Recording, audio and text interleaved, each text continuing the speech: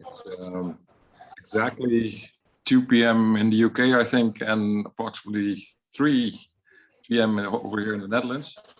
I would like to start in the interest of time. Welcome to our third TUGS Scientific Sundays. Yeah, it's basically the same run as the last time. I'll first introduce our moderators and panelists. First one is Professor Chetan Parmar from the UK, good friend, good surgeon. Yeah, that's the only thing I need to say. Chetan, welcome. Hello, everyone.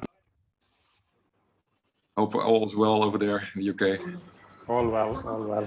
Awesome.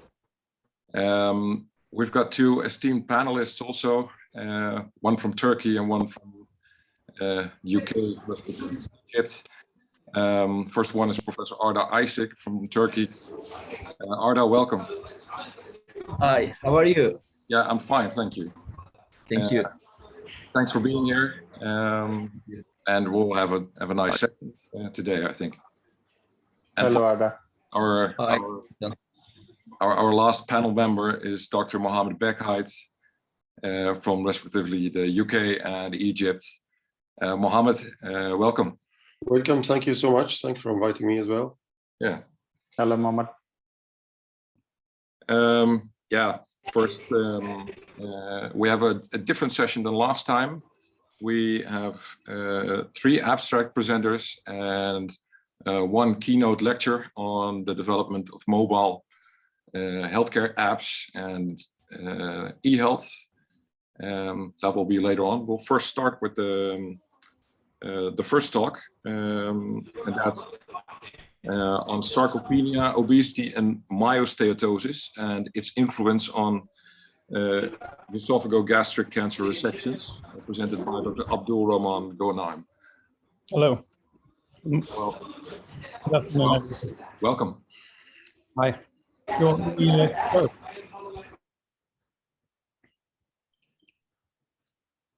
Maybe go so you can share your screen and start your presentation. Could we ask before we start, sorry, that anybody who's not speaking to switch off his microphone, because there are some... Yeah, I'm checking. Everyone that's here is muted off at the moment. Sorry, it's disabling me to share the screen. The host has to accept the request. You probably need to make him host. Yeah, I'm working on it. Yep. Now you're co-host. Okay.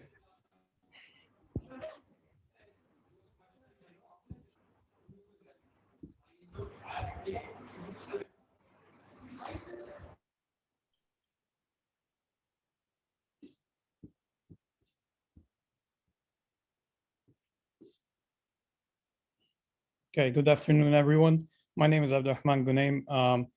I'm a core surgical trainee from Queen Elizabeth Hospital in Birmingham. I'm presenting a topic titled Sarcopenia, Obesity, and Myosteatosis as Risk Factors for Complications Following Resection of Esophageal Gastric Cancers. This research is done in the collaboration of University Hospitals Birmingham and Melbourne University in Australia and the Genomics Center in the University Hospitals Birmingham. So as we all know, that esophageal gastric cancer resections carry morbidity as high as 30-day morbidity as high as 60% and mortality up to 1 to 2%. Historically, different assessment methods have been used to predict post-operative outcomes and complications, including incremental shuttle walk test and CT scans to measure body composition measures. We aim in this study to investigate the influence of incremental shuttle walk test and body composition measures on post-operative outcomes following OG resection, cancer resection surgeries.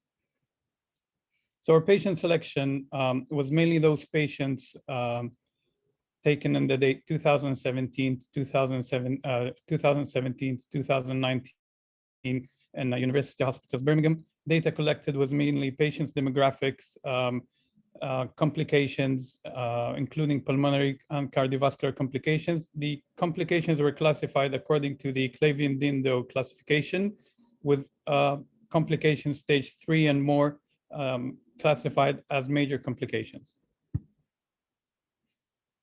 The two methods that were used to assess post-operative outcomes were incremental shuttle walk test, which is a cardiopulmonary exercise test that compromises from putting two cones 9 meters apart and asking the patients to go in between them and on a set of auditory beep sounds.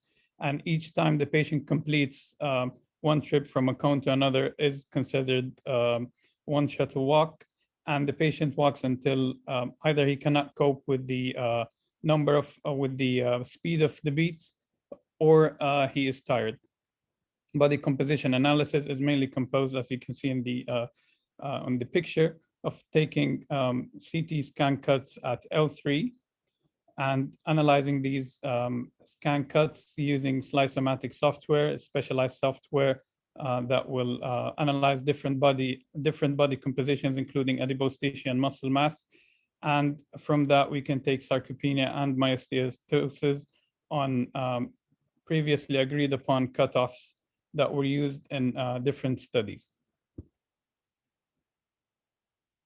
So the comparisons were performed between patients that had ISWT cutoffs less than 350 and more than 350, and those with and without overall complications. Significant dependent factors were later on identified. So we had 67 patients who underwent ISWT and consented for that prior to surgery. Median age was 67 years, with the majority being males. Majority of the patients received neoadjuvant chemotherapy. 58% were found to have sarcopenia at diagnosis. Patients who had ISWT less than 350 were significantly younger. 68% of patients developed complications following surgery, which included 21 grade 3 complications, 10% grade 4, and 3% grade 5 complications. There was no significant differences in overall complications and major complications between patients that had ISWT less than 350 and patients that had ISWT more than 350. And we also did not find any correlation between ISWT and L3 skeletal muscle index. The presence of myosteatosis and sarcopenia were sarcopenic obesity, which is defined as sarcopenia with overweight or obesity with a BMI more than 25. This has the presence of both of them were associated with complications following surgery. Sarcopenia on its own, however, failed to reach statistical significance as a predictor for postoperative complications. And these are the results in a sum up. So ISWT has been, as I stated previously, used in previous studies as preoperative tool for fitness on its own or in combination with other assessment tools to predict outcomes following OG cancer resections. The higher distance walked in ISWT has been associated with lower morbidity in other studies, while not showing statistical significance in others as well. In our study, however, as I mentioned earlier, did not influence postoperative mortality or morbidity. Sarcopenia on its own has also been studied as a predictive tool for complications and has been proved in other studies to have correlation with postoperative outcomes. We wanted to explore whether ISWT can be a good substitute for sarcopenia due to its cost effectiveness, but this hasn't been proved as evidenced by the poor correlation between them. In our study, the sarcopenia on its own, as I mentioned, did not show any correlation, but sarcopenic obesity and myosteatosis have been proved to be predictive factors for worse postoperative outcomes. These findings have also been proved in other studies examining the topic. Adiposity coupled with lower muscle mass may impair the immune system and leads to operative stress, leading to a higher risk of surgical site infection and other complications. Mysteatosis, which can be defined as intermuscular or intramuscular fat, may alter the orientation of muscle fibers and affect muscle composition and increased risk of mobility deficits. As I mentioned, in our study, it has been proven that mysteatosis is associated with a high risk of postoperative complications. We aim to encourage the use of CT scans for measurement of body compositions prior to esophagogastric cancers, cancer resections, due to its availability and due to the fact that most patients undergoing OG resections will already have done CT scans as part of their diagnostic process. We recommend that further research be aimed at interventions, both behavioral and pharmacological, to reduce total fat and to decrease fat infiltration in muscle, and thus improving muscle strength and performance prior to surgery. Thank you.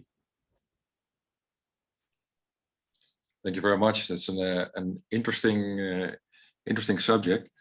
I've got a question as first.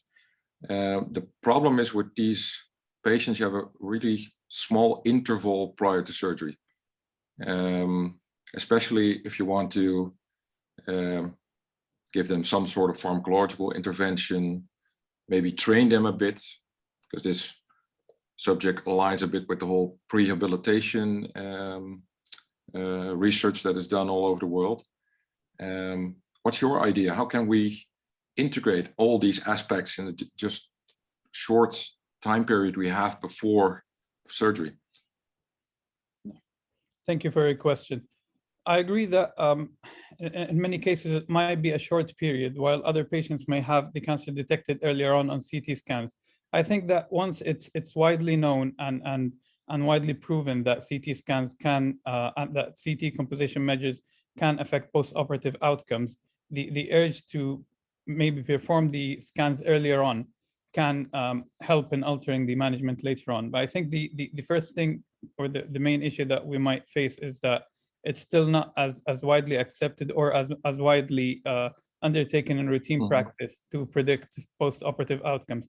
But I do agree that the time frame would affect if any further interventions would be done to affect and actually the second thing, what should we do first in terms of, should we help them stop smoking, stop drinking alcohol? Do we need to train them first? What's your idea on that subject? Yeah, I think the alcohol and smoking would be counseling would be offered routinely in preoperative assessment, and that would ultimately affect the body compositions, of course. I agree on that. Maybe one of our panelists has something to add, or another question. There is a question on the chat, if you want to answer that before going to the panel, by Dr. Suraj, who asked, were sarcopenia measured pre-NACT or post-NACT? And did the patients include SCC and AC as well? And what were the operation extent of the lymph node dissection performed? And if you diagnosed pre-neoadjuvant sarcopenia, did you have any plans? So it's most of the patients about the lymph node dissection. I'm really sorry, I don't have information about that. And regarding the pre or post neoadjuvant, it was mainly a retrospective study, and no interventions were undertaken based on the results to do that. The main aim of the study was to prove if there is any correlation between them. But was it measured pre-neoadjuvant or post-neoadjuvant? That was the question. It was measured on the initial CT scans that were done for the patients. Hi, Suraj here. Can I just, as an extension of that question, excuse me? Yes. Yeah, sure. Why I asked is, we know that the chemotherapy can usually cause too much of oxidative stress to the cells, and is very much actually known to exacerbate the sarcopenia. So somebody who's actually, may not be sarcopenic to start with, could also develop sarcopenia with the introduction of neoadjuvant therapy. Yes. So it would have been worth also studying what were the sarcopenia whether the baseline sarcopenia has worsened, or did any of the patients who had no sarcopenia at baseline develop sarcopenia during the course NACT, and did that pre-surgery sarcopenia had any effect? Because that is what probably we should be, in a future study should be assessing as well. Because, if you use sarcopenia to study the complication, we should be intervening much earlier. Yes, I do agree with this. And thank you very much for pointing it out. Thank I you. do agree if a patient has multiple scans done, that it would be rather wise to also compare scans that were done pre-neoadjuvant therapy and post-neoadjuvant therapy as well.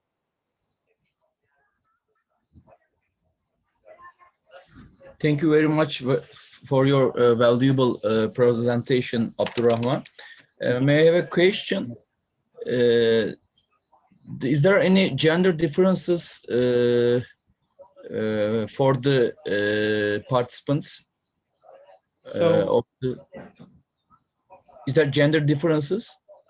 Male, female? Yeah, as I mentioned earlier, that the majority of the patients happen to be male. Male, okay. Thank you. You're welcome.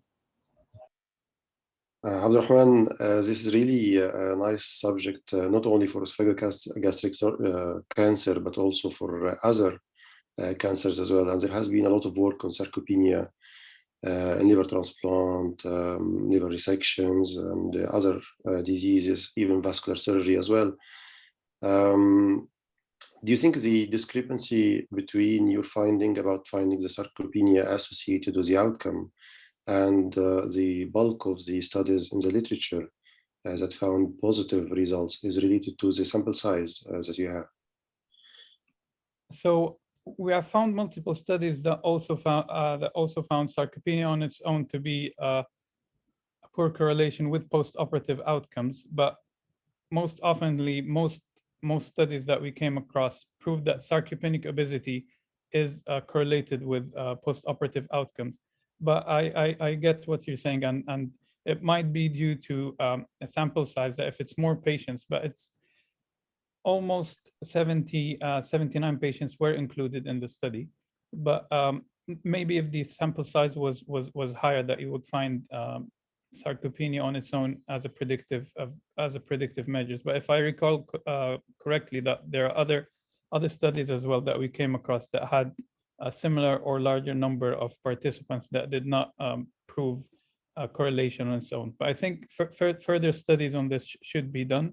And I agree that if there is a larger study sample size, it might show correlation. I forgot whether you've shown the complication rate in your series. Yes, you want me to go back on that? If you don't mind, that would be.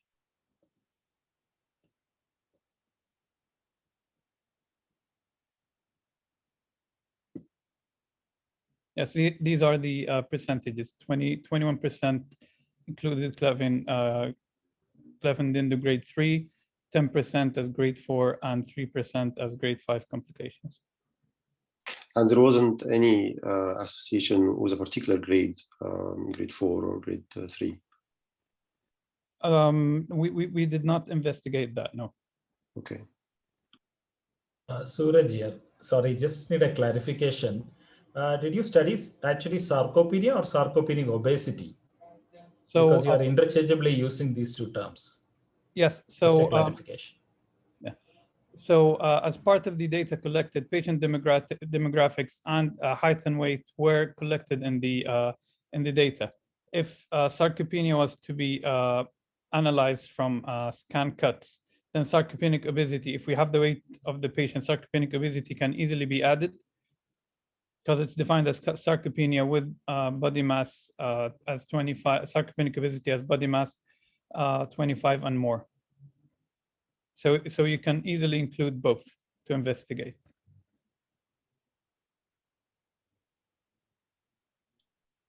I think this is a really interesting subject to further discuss and, of course, investigate. So anyone who has ideas, please email them to our TUGS study coordinator or to me or Professor Mahawar directly. So maybe we can generate a study with much higher numbers of patients, so that that we can substantiate these findings of Abdulrahman. Thank you very much for the interesting presentation. I would like to go on to the next one. Thank you. Thank you for having me. And the next one is a different subject.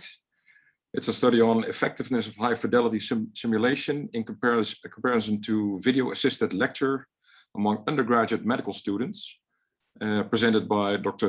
Bikramjit Paul.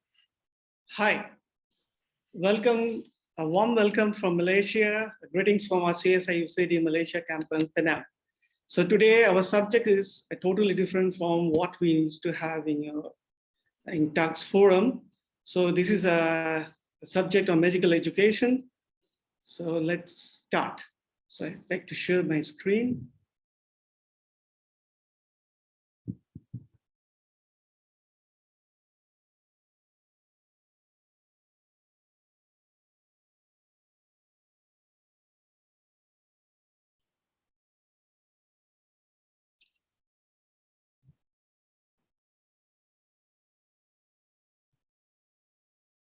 I have a problem.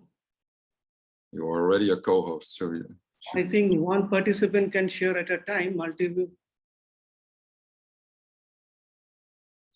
Still someone.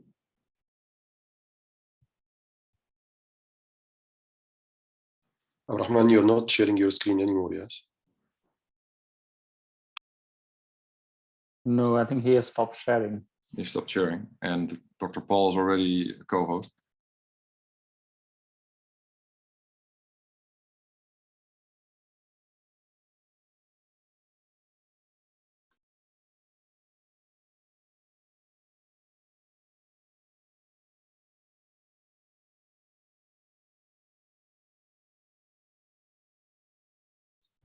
Well, it's a problem.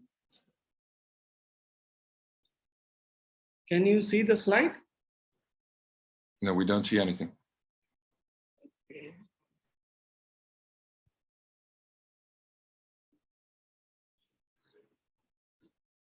Maybe if you stop sharing and start from scratch again, start from the beginning again. Okay. Thank you.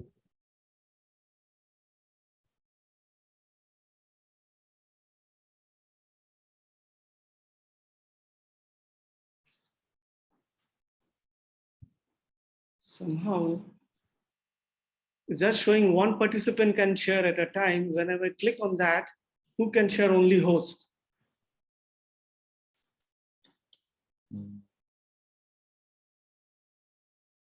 One sec, we'll try something else. Maybe Zach, remove Abdul Rahman as a co-host and see whether that helps.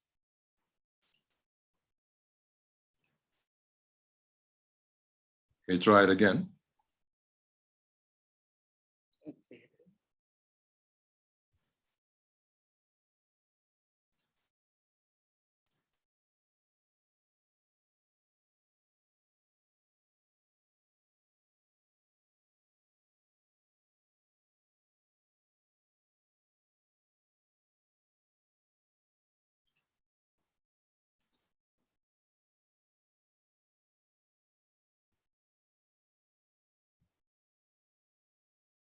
Sorry, I could not share somehow.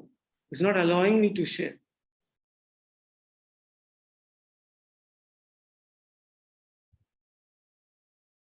Then we need to try something else.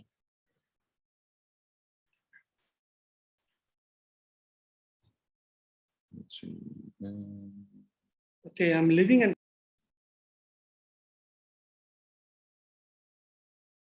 Okay. I think we'll go on with the third speaker in the meantime, and we'll see Dr. Paul afterwards. Could you ask him to email you the presentation and you go through it from your side? That's also a possibility. Who joins them? Yeah.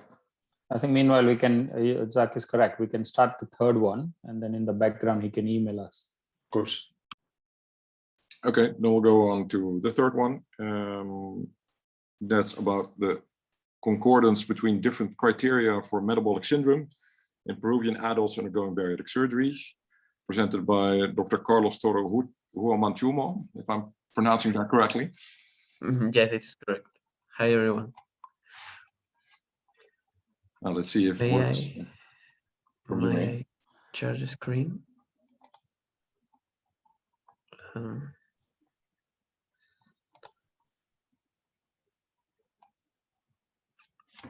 Can you see my presentation?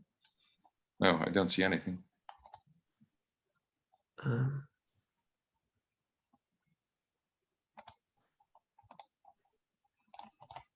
No. Yeah. Yeah. Yeah, perfect. Okay, can I start or yeah. should I wait? No, you're allowed to start. Please. Okay. Good morning, everyone. It's a pleasure to be present on these academic Sundays, even more so by presenting a study conducted by our research team. Before starting, I would like to apologize for my English. It's probably not that fluid.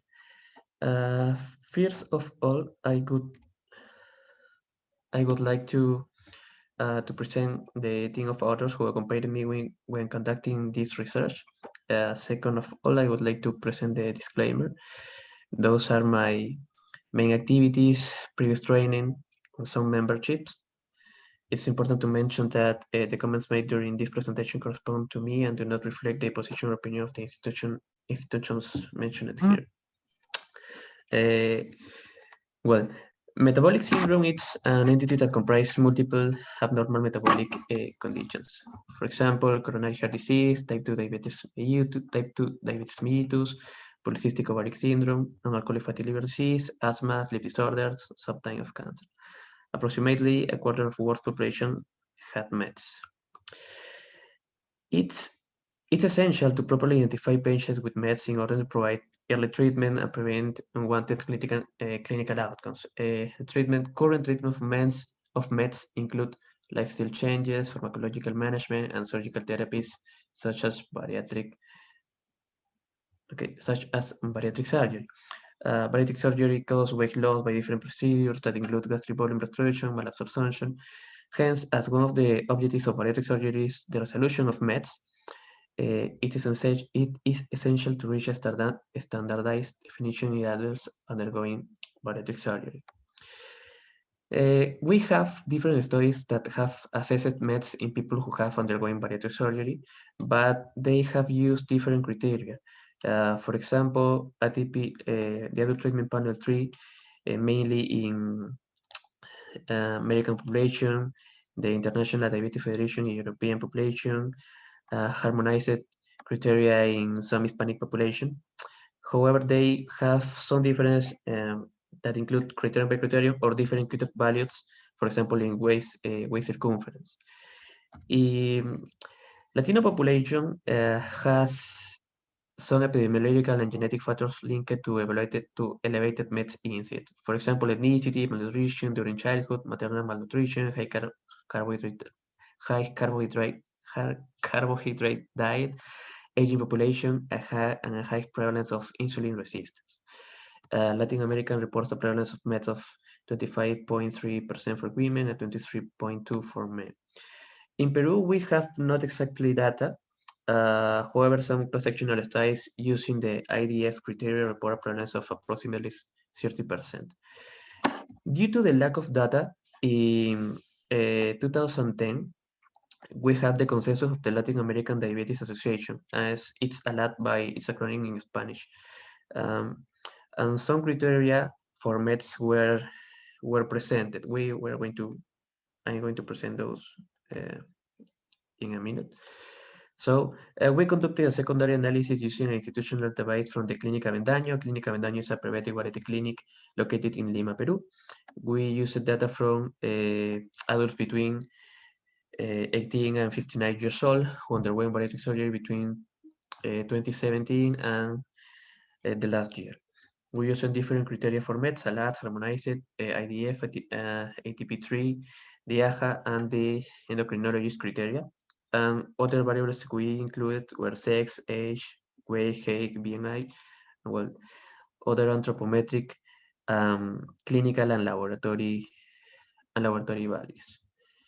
This is a summary of all the metabolic syndrome criteria that we use. As we mentioned before, we mainly, in Peru, in Latin America, we mainly use the ALAT criteria and the International Diabetes Federation criteria. The IDF criteria have some specific values for, does not have a specific value for the Latino population. If I remember, they have some good values for the Asiatic population, but they recommend that for the Latino adults, we should use the same cutoff values.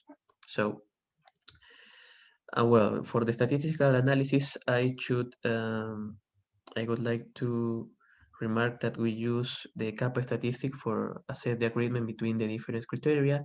We designed a heat plot according to these kappa values. All the analysis were performed in the Stata package, and we have the approval by the institutional reviewer of the clinical vendor. These are some results of our study. In total, we have 205 participants that met inclusion criteria and were enrolled in this study. Almost 62.9% were women. We found higher values for weight, height, BMI, systolic blood pressure, systolic blood pressure, triglycerides, insulin, home area, waist circumference in men, and a lower values of high density lipoprotein cholesterol in men compared to women. These are the comparison of the frequency of metabolic syndrome based on different criteria. We can see more than 50% of the participants had met according to all the metabolic syndrome criteria, except for the AACE criteria. The most similar results were found between IDF and the ALAT criteria. The lower values for METs were with the first one.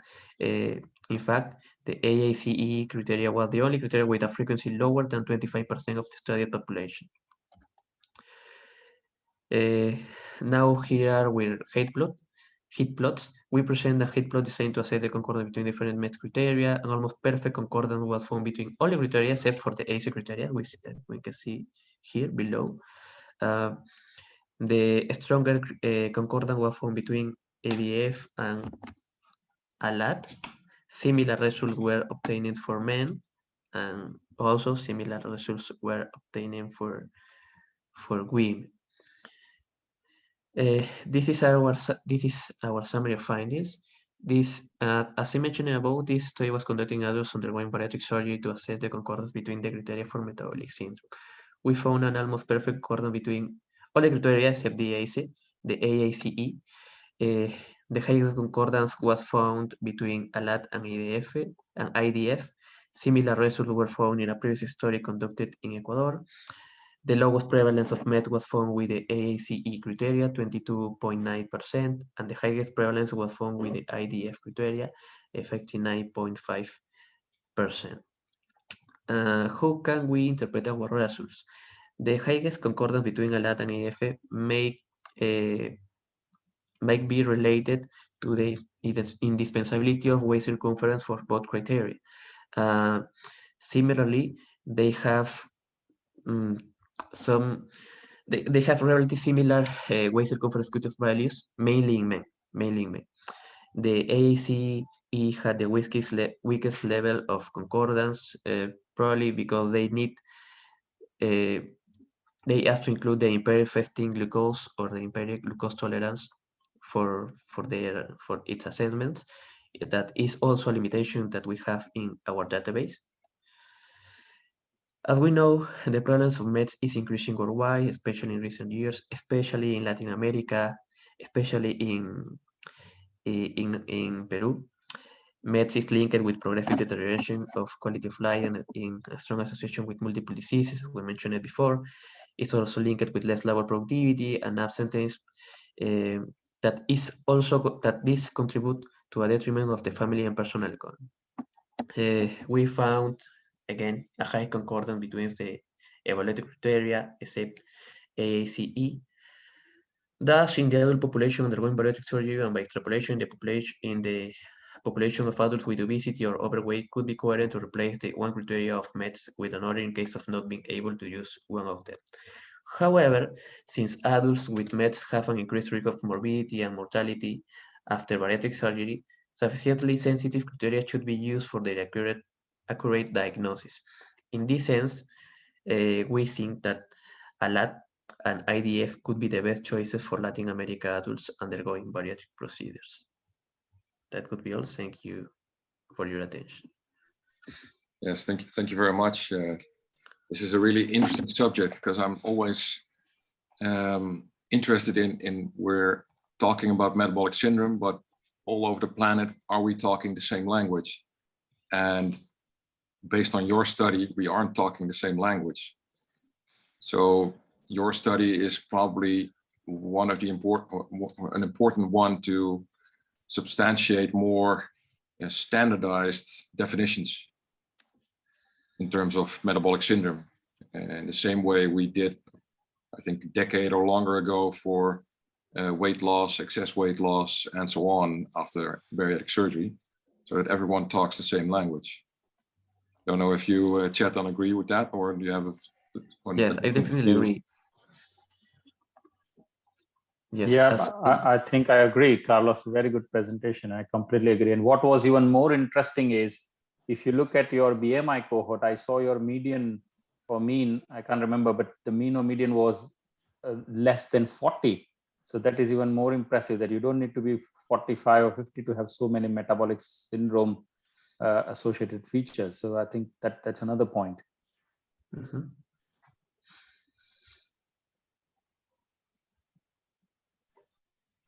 Yeah, so hopefully your study is going to make people think about definitions and the occurrence of metabolic syndrome, especially in South American region, but also on the rest of the world. Any other questions from our panelists, Mohammed or Arda? Yes, Carlos. Thank you for this good presentation. And do you think it's fair enough to say that the lack of concordance with the AACE criteria was because of the lack of data set required to fulfill this? It could be a possibility. We in our clinic we have not values to assess the impaired glucose tolerance. However, we have some proxy variables such as diabetes or insulin resistance. Anyway, it could be a probability that the lack of concordance with the AACE criteria could be due to the lack of some variables to construct the complete criteria. Yeah, I note also that this data is coming from private practice. And is there any difference from the routine tests that you do in private as opposed to the public service in your country? Could you repeat, please? I didn't understand the last part. Is there any difference between the routine preoperative tests that you do for patients in private practice as opposed to public practice in your country? Not really, especially because in Peru, bariatric surgery is only performed in the private practice. It's not performed in the public practice. It's out of pocket of the patients. Okay, I got it, yes. Thank you. Dear Carlos, thank you very much for your valuable presentation. Carlos, I have a question. Suraj here. Sorry to... Carlos, very good presentation. Can I ask one question? It's the last one because we need to go on to the next. Sure. We still have two presentations. Yes, Suraj, Carlos, you can post your question, so then Sure. it is a bit easier Sure. for next Okay. time. Thank you.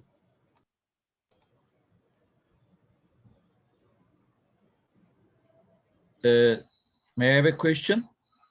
Oh, okay, Carlos? sure. So, Carlos, Is there... how does this study has changed your clinical practice? You said this concordance, you just assessed the concordance between these criterias, and two of these were found to be concordant. Now, how this has changed your clinical practice? Which among these you are currently using?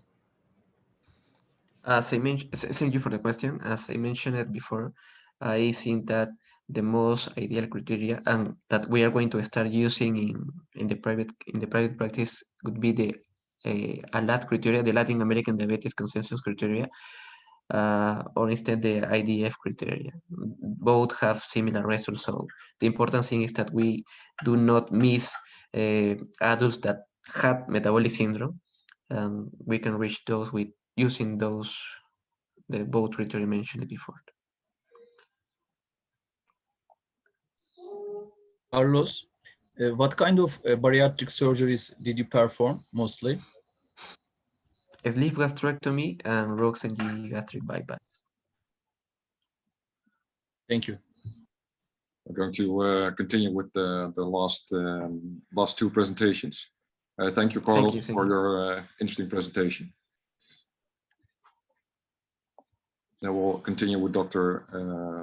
Paul's presentation. I've got it. Yeah. So I'm trying to. So host disabled participant screen sharing. I think something I need to.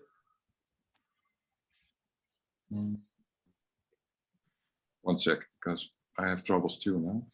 Host disabled participant screen sharing, showing the pop-up.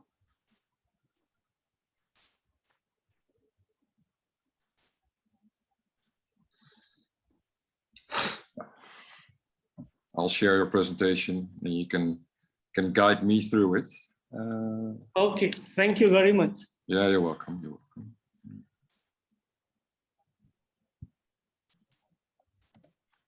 Okay, well, without further ado. Okay, thank you. So sorry for all the hassles. So this is a totally educational research study on the undergraduate medical students. So I am from CSI UCD Penang, Malaysia. A warm welcome to all of you. So I was the chief investigator. And these are my other authors who have been with me. Would you please go to the next slide? Yes. Okay, so this is a randomized controlled trial study on the effectiveness of high fidelity simulation in comparison to video assisted lecture and undergraduate medical students of Malaysia. So we know very well traditional medical education, we all come across, it requires real patients in clinical settings, but nowadays we are coming with less and less patients. Sometimes we don't have that kind of time. The rotations are becoming short. So we need to have some integrated teaching programs in the form of simulation. So we call it simulation-based medical education. So would you please go to the next slide? So simulation-based medical education is not a new concept. It has been here for more than 25 years, mostly in the Western countries. So it may be a very low fidelity simulation like per task trainers to the high fidelity where we work with it. But the problem is that we are not sure about the effectiveness till now, whether it can substitute our traditional teachings or not, or whether it can show better results than our traditional teachings. Okay, next slide, please. So our aim was to assess the effectiveness of high fidelity simulation-based teaching when compared to video-assisted teaching. And then we like to find out, note the differences, whether it has been made in knowledge and skills acquisition and the retention. Okay, please, next slide. So it was a EarthCity parallel group 1:1, going to very quickly. The sample size we derived from a pilot study on 30 students, which was 138. Inclusion criteria, all the students who have been in the final year coming to the surgery rotation. Only exclusion criteria who has not given any permission with an informed consent. Please, next slide. So it is a one-year study. Unfortunately, we could not continue because of COVID-19. Malaysia was locked down for March. So we can only do with 123 students, and there was a dropout of around 10%. 55% were female and 45% were male students. The high fidelity simulator we used was Metiman. Nowadays we call it Apollo Pre-Hospital. And we make it sure the outcome assessor and the statistician should be blinded. Okay, please, next slide. So on the very first day, we took the background knowledge as pre-test MCQ, which consists of 20 MCQs with single choice. based on the management of tension pneumothorax. On the second day, we randomized the students. So each group is something around 12 to 14. We randomized into 6 or 7 per group. So the intervention group was high fidelity simulation group, and the control group was video assisted lecture group. And we used the randomizer.org for the random sequence generation. The time of randomization was your 1:1 and the block randomization of 2. Please go to the next slide.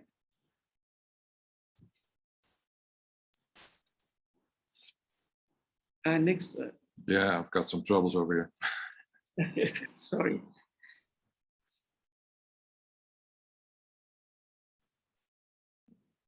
Okay, so if you look at it, the delivery of instructional learning in both the systems are identical. So what we did, we have a pre-recorded of your management of tension pneumothorax by your needle decompression, and that was pre-recorded and was showed to the control group as a 20-minute video clip, and there was followed by 20-minute interactive lecture. The intervention group was a hands-on training on Metiman directly, and then a 20-minute debriefing session. So the assessment was how to manage a tension pneumothorax starting from a patient and how you do a needle decompression. Next slide, please. So this is a kind of flow chart. So once in eligibility, 123, fortunately, everyone participated. And then we have a pre-briefing about the course of the study to the students on the very first day and the first week. Then we have a background knowledge about the management of tension pneumothorax. So we took a MCQ, as I told. Then we have an interactive lecture on the principles of ATLS for this participant. It has nothing to do with this MCQ. This one for the OSCE sessions, what will be coming on, because that was not a part of our curriculum, the ATLS. Okay, the next slide. So on the day 2, on the week 2, so that is on the next week, we randomize the students, allocate them in 6 to 7 on the directly on the intervention group, and another 6 to 7 on the video assisted group. So 20 plus 20 minutes. So after 40 minutes, we immediately call them for the first field assessment with an OSCE checklist. So on Metiman to identify a patient as suffering from tension pneumothorax and how to manage it by doing your needle decompression. Next slide. So this OSCE sessions again continued on the second week, and on the 8th week we went for the last OSCE session. Both the groups, again the same groups, same identical sessions, no change. So on the 8th week, we have the third OSCE session, followed by our post-test MCQ. The same 20 MCQs, what we are given in the pre-test, only the orders are changed. The results, what we got, we analyzed. We'll go to the next slide, please. By SPSS software, we use t-tests, then your ANCOVA and ANOVA to have a comparison. And we use ANCOVA to compare the MCQ scores, and the ANOVA to compare the OSCE scores. P-value was set at 0.05. Please, next slide. So these are the results. If you look at it, when you have an intergroup comparison, well, the intervention group has a higher post-test MCQ score than the control group, but it's not statistically significant. It's just a little bit of that. Go to the next slide, please. If you look in the intergroup comparison, both the control group and the intervention group, they have higher knowledge gain in the post-test. So it is significant, P is less than 0.001. So this is one of the important things. But again, I tell you, both the groups have enhanced knowledge. Okay, go to the next slide.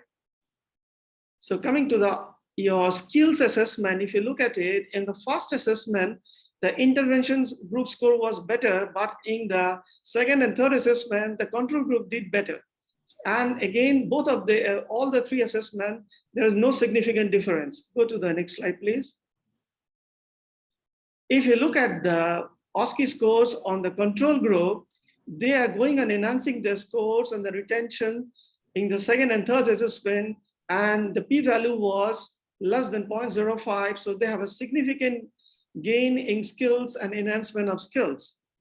And even the partial ITUS square was better. It was quite large. Okay, go to the next. So if you go to the discussions, if you look at it, there was a significant enhancement of knowledge in both the groups. But there is only significant enhancement of skills only in the video assisted group. Okay, next slide. So there are multiple studies, there are meta-analyses, we have showed very well results, and there are some positive effect with multiple assessments, but we find even with multiple assessment, the simulation group hasn't done better than the video assisted lecture group. And with notwithstanding, there's increasing popularity of simulation-based medical education, but there is little evidence it is superior to the traditional methods. Okay, next slide. There are some limitations on our study because there are biases in design, recruitment, and others. Most importantly, there may be some communication because it is an 8-week study between the students after the first clinical assessment like the OSCE 1, and there may be some kind of recall memory for better score into the post-test MCQ. And not to forget, this is a single center study and this is not applicable to other settings. Okay, next slide. So we can conclude there is no clear indication that high fidelity simulation is better than the traditional way of teaching. You need more studies and further evaluation so that we can include into our curriculum, though we have included into curriculum those in the experimental study. Oh, next slide, please. So these are the acknowledgement, competing interests. We have nothing with the ethical approval already taken. And please, next slides. So these are the references. Okay.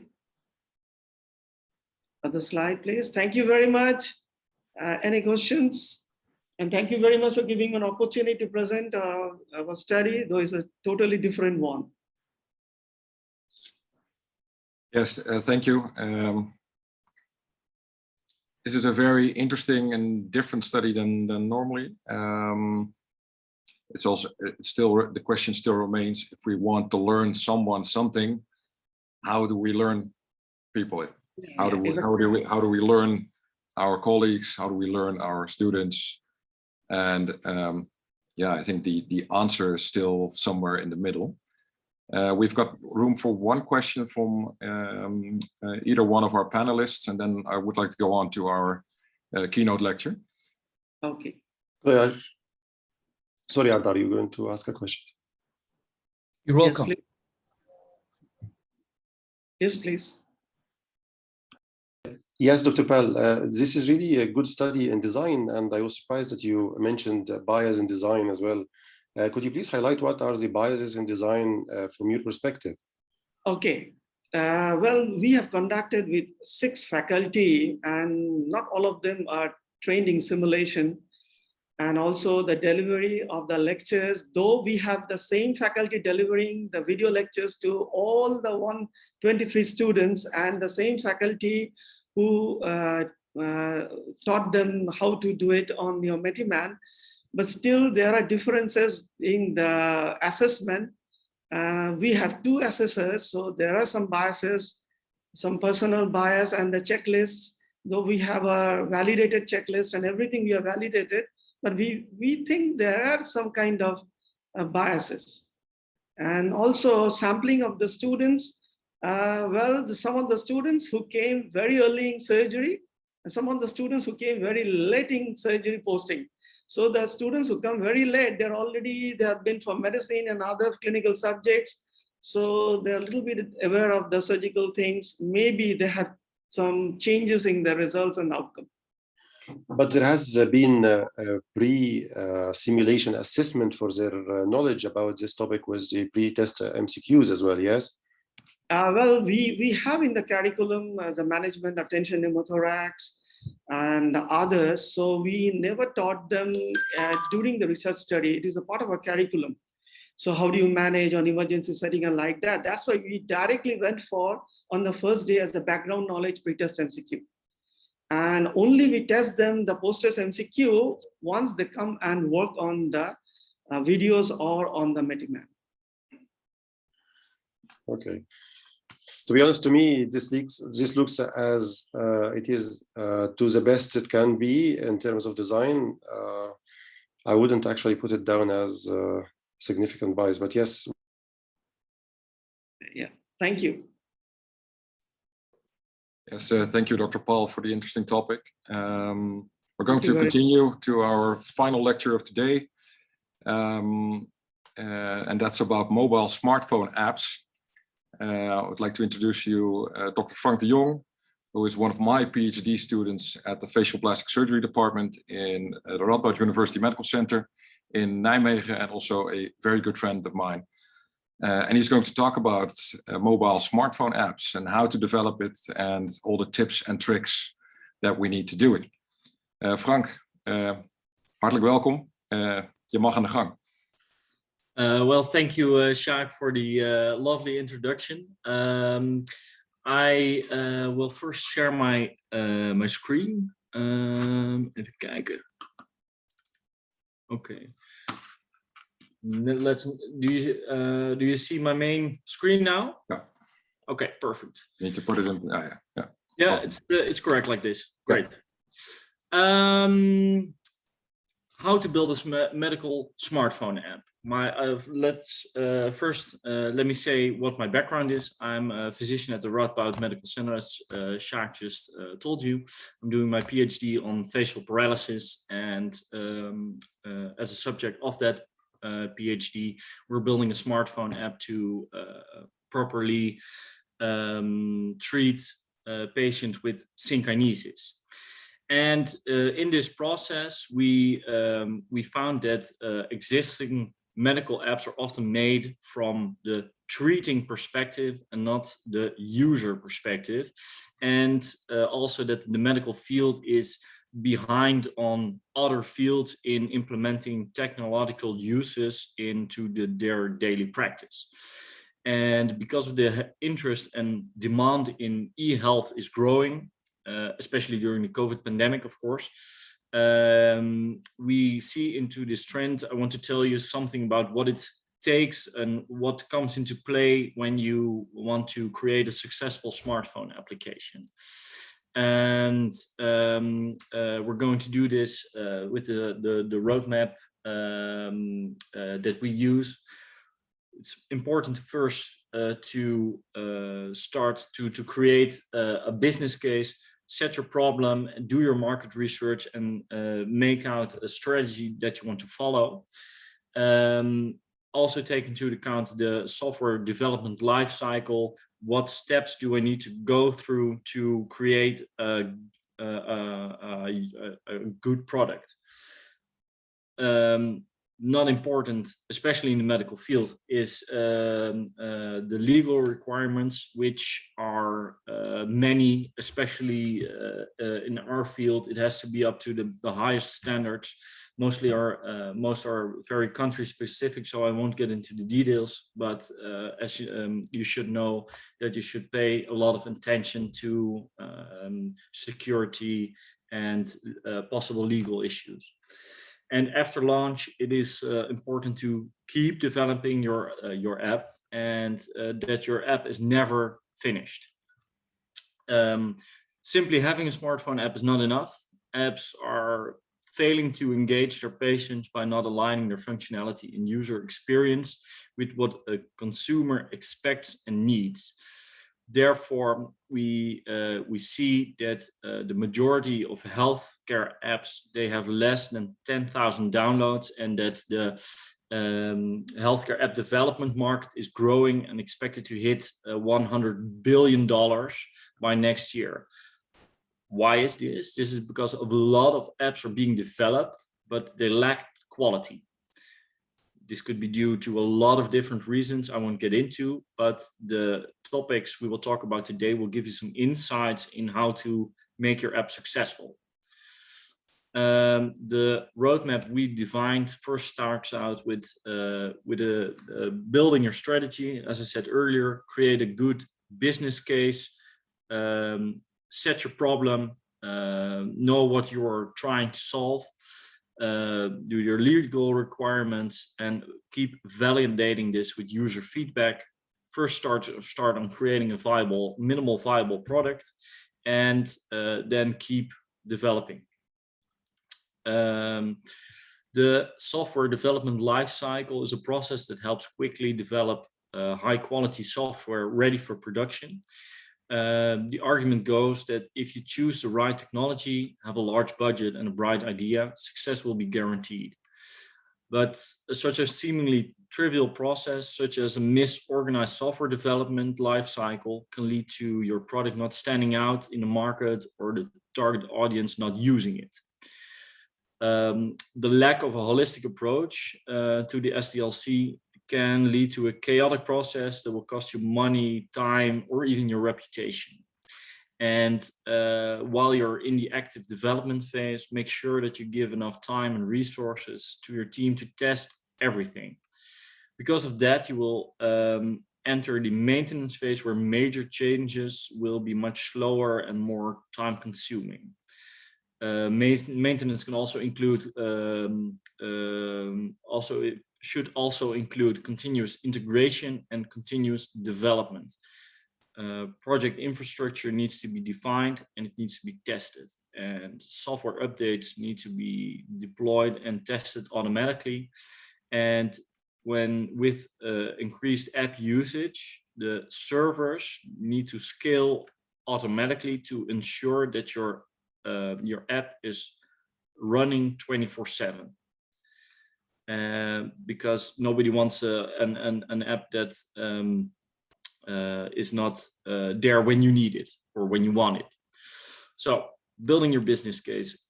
This is the most important thing before you start. What is the problem that you are solving? You first need to define this before you take any other action. Then you should do your market research and do risk assessments. How viable is your app idea? What are the desired outcomes? Why do they matter? And how are you going to measure it? And how are you going to influence your measurements? The market assessment should also show you a complete understanding of the marketplace in which your idea operates. What risks are involved? What are the consequences of a risk happening, and what opportunities might emerge? Every project should include a risk log, and before you write any kind of code or let a developer write any kind of code, you should weigh the costs and the benefits of even developing it. After that, you should have to all be on the same scope, and you need to define the team roles and responsibilities. This is also very important, and as we discussed earlier, user interface is paramount in a successful app, and the software design consists of a functional design. What does the app do? How is the flow between the different screens? How do the features come into play? The technical design, this is more for the developer. How is the architecture of your app, and how is the software integrated? More from the technical perspective. But this is something the user interface design is something you want to think about yourself, because you, as a treating physician, will use it and next to the patients that you want to provide the best healthcare for. And it is important that in this step, in the discovery phase, is to really understand, or rather than simply assume, what the problem is. And this involves speaking and spending time with people who are affected by the issues, and you should also, of course, incorporate your scientific data. When defining this, you should use the insights gathered from the discovery phase and define everything, define the challenge in a different way. After this, you get into the development phase. You should give answers to the clearly defined problem, seeking inspiration from elsewhere and co-designing with a range of different people. After this, in the final phase, you should deliver, and this involves testing out different solutions, first at a small scale, rejecting everything that will not work and improving everything that will.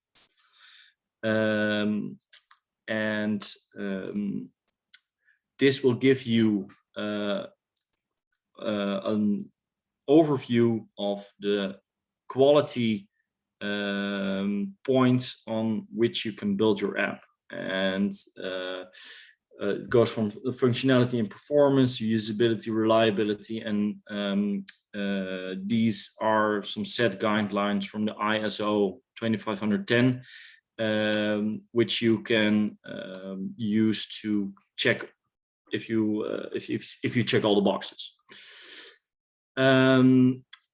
From the flow and features document you prepared, you start looking for features that you can remove.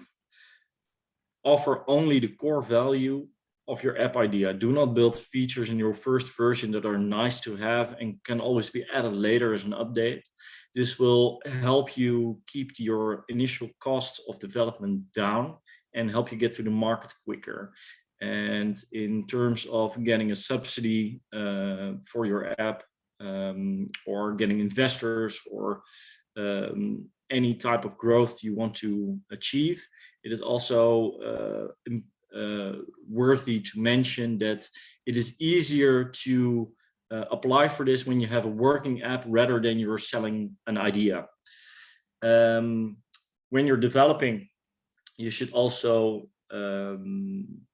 select your product methodology, and this is the way you communicate with your developers. For example, an agile methodology is that the developers use short sprints and you evaluate on set time points, usually within a few weeks. The waterfall methodology is okay, I want this app, build it for me, and they will give you a working app in return. But the downfall of this is that the developers, they have to think everything out, and you're not evaluating on set time points, so you can't steer the app in the direction you want. Okay.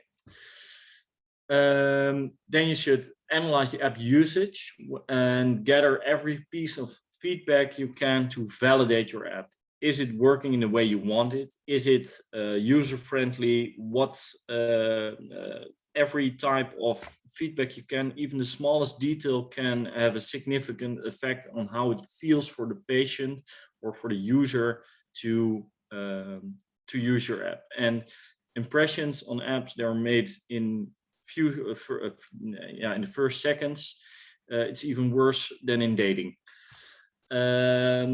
When this validation will prove that the app requirements are valid for solving your problem and that there is actual demand for your app, the thing that you've developed. Take into account the things that patients want in a mobile app. They want usability, they want an effective, efficient, and a satisfactory app. They want information that is accessible, and everything should be, it should contain actionable steps. Also, which thing you can use to incorporate is an easy communication tool with professionals. Think about the Skin Vision app, which makes photos of skin disorders, and if there is something significantly wrong or suspect, you can easily come into contact with a treating physician. And what also helps to grow your app is that the people that use it have a sense of community. Furthermore, when you've developed your MVP, your minimal viable product, it is ready for installation and deployment in the cloud. Take into account that the continuous integration and development, that every piece of code will be updated and automatically tested and deployed. This results into automatic updates. And to provide this, you should horizontally scale, vertically scale, depending on the increasing amount of users. Horizontal scaling is more servers providing access, and vertical scaling is increasing the power of specific servers. The legal requirements, know that they exist, know that they are many, and it is mostly specific, country specific in what is what is the set standard for your country. So do the research, do your research in what is specific for your situation. Also important is that after you launch your app, you're not done. A lot of apps fail because when they're launched, they are the big feedback is not incorporated in improving the app. Therefore, the patients that use it initially, they will sort of back off and use something else. So therefore, it's important to keep onboarding everyone and retain the long-term users. What I said earlier, this is strongly related to your first experience, your first feeling of an app. Also, you can use marketing, consult the feedback, keep testing it, fix all the bugs, and collect data and process this to keep on developing. They say that the development of an app is 2/3 of the time, but 1/3 of the time is post-launch that you keep improving it. So the take-home messages I want to give you is, before you even think about starting something, what is the problem you were trying to solve, and build a strong business case providing a solution. Set user experience first. Think about what it is doing for your patients. How will the patients I give my app to receive the app? And always keep in your mind that legal compliance is paramount in the success of your app. Well, that's all. Are there any questions? Yeah, Frank, thank you very much. Impressive work. I've been by your side since the very beginning of this whole development process, and yeah, it has some aches, some pains, and a lot of other stuff. Are there any questions from our panelists? Maybe Dr. Isaac can pose a question for Dr. de Jong. Thank you very much for your valuable presentation. It's an interesting subject. Did you choose any part of medical science, for example, surgery or internal medicine? Did you think about these parts for these apps, or pediatrics or gynecology? Well, the app that we're developing right now is for facial paralysis, and it provides a 3D model of the face where you can select Botox injections to properly administer and to properly register everything. And it is multidisciplinary, because every specialty that uses Botox injections in the face can use it. So it is built from the ENT specialty, but it also can be used for neurology, cluster headaches, for the eye treating doctor. I don't know the English word. Ophthalmology. Ophthalmology. Thank you. And for the maxillo, everything in the face, even the maxillofacial surgeons could use it, or even dentists. They use Botox for the mouth. So it is also a good idea to bundle forces with other specialties. Thank you very much for a nice presentation. Any other questions? Perhaps Chetan Parmar. Thank you, Zach, for excellent talk, Frank. And I think this is where future is. And I think this is where even probably money would be. And talking of money, I just wanted to get an idea. I know it's probably a vague question about the cost and stuff, but and it would depend on how detailed the app is, but any rough idea of how much it would cost to vary, or? It depends on the development team you're using. Currently, we are in business with a development team from Slovakia, and they develop at much lower costs than the Dutch developers do. But in terms of quality and communication, it is great. But if you the app we are designing, it's for an MVP, where we removed every non-essential feature, it will cost us, I think, about $15,000 to $20,000. Sorry, euros, not dollars, euros.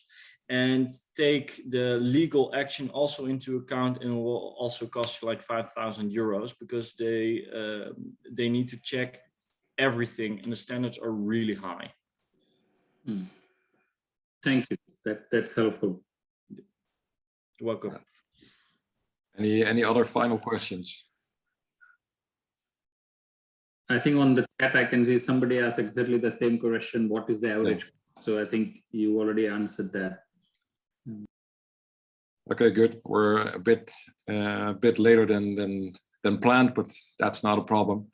I would like to thank all speakers, all panelists for being here. Of course, this session was in the middle of summertime, so we had a bit of smaller attendance, but hopefully everyone will submit an abstract for our TUGS Scientific Sundays in August. You can already submit it, and I hope to see you there. Thank you all. Also, before I forget it, all the abstracts are visible in our abstracts book, which will be posted in the next 2 days on our website, and every speaker will get a certificate, which will be also emailed to your own email address in the next couple of days. Thank you very much. Have a good day, everybody. Bye. Yeah, take care. Thank you, everyone. Have a nice evening. You too. Bye. Thanks, Zach. Bye-bye. Thanks, Dr. Isaac.